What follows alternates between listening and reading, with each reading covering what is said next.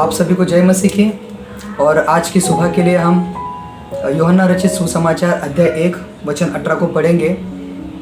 वचन में इस प्रकार से लिखा है कि परमेश्वर को किसी ने कभी नहीं देखा, एकलौता पुत्र जो पिता की गोद में है उसी ने उसे प्रकट किया है। इस वचन में यूहन्ना अपने दर्शकों को यह बात समझाने की कोशिश कर रहे कि परमेश्वर आत्मा है और परमेश्वर एक आत्मा है। इसके लिए हम परमेश्वर के किसी भी चित्र की कल्पना नहीं कर सकते।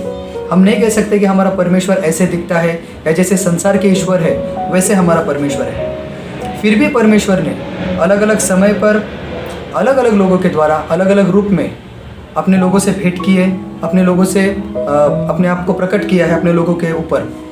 और सोचे ना इस बात को, परमेश्वर ने अपने सिंहासन को, अपने अधिकारों को त्याग कर मनुष्य का रूप धारण किया क्योंकि परमेश्वर हमसे प्रेम करते हैं। और बाइबल में से हम कुछ वचनों को देखते हैं जहाँ पर परमेश्वर ने लोगों से भेंट की है, अपने आप को प्रकट किया है। जैसे कि उत्पत्ति का 32वां अध्याय वचन 30 में याकूब से जब परमेश्वर मिलते हैं तब एक योद्धा के रूप में मिलते हैं। यशायाह 6:1 में जब यशायाह दर्शन में परमेश्वर को देखता है तो एक राजा के रूप में देखता है। दानियल 7:9 में एक न्यायाधीश के रूप में देखता है। और अंत में कुलुस्सियों का 1:15 में स्वयं प्रभु यीशु मसीह के द्वारा परमेश्वर ने अपने आप को प्रकट किया है।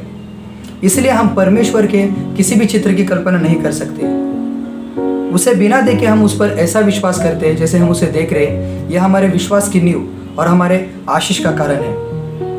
और परमेश्वर चाहते हैं कि वो अपने आप को लोगों के ऊपर प्रकट करे। और यीशु मसीह ने आगे के वचन में हम देखते हैं कि इकलौता पुत्र जो पिता की गोद में है उसी ने उसे प्रकट किया। किस प्रकार से यीशु मसीह ने परमेश्वर को प्रकट किया है? अपने जीवन के द्वारा और अपने कार्य के द्वारा।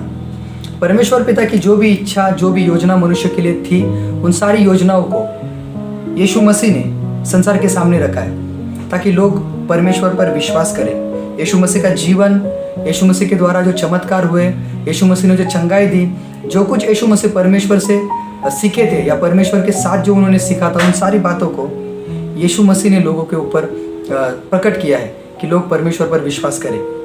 और हम देखते हैं कि छुटकारे के विषय में जब हम देखते हैं कि प्रकाशित वाक्य का 13वां अध्याय में हम उस वचन को पढ़ते हैं।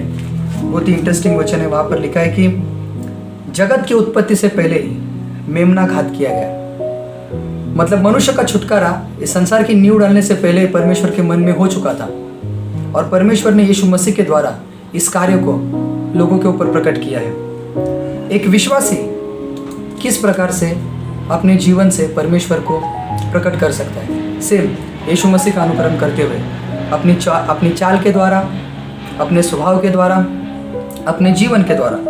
जब हमारा जीवन परिवर्तित होता है, जब हमारा जीवन परमेश्वर के द्वारा बदलता है, तब परमेश्वर अपने आप को मानो लोगों के ऊपर प्रकट कर रहे हैं ताकि दूसरे भी लोग उन पर विश्वास कर सकें।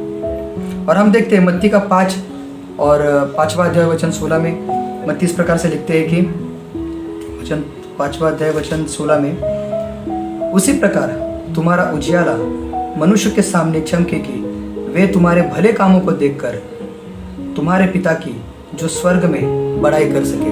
हमारे जीवन के द्वारा हम परमेश्वर को प्रकट करते हैं और एक कार्य, परमेश्वर का जो कार्य है आज विश्वासियों के द्वारा, अपने लोगों के द्वारा आगे बढ़ता है ताकि दूसरे लोग यीशु मसीह को जाने और परमेश्वर में बढ़े। तो इस वचन के द्वारा हम सीखते हैं कि परमेश्वर ने यीशु मसीह के द्वारा अपने आप को प्रकट किया।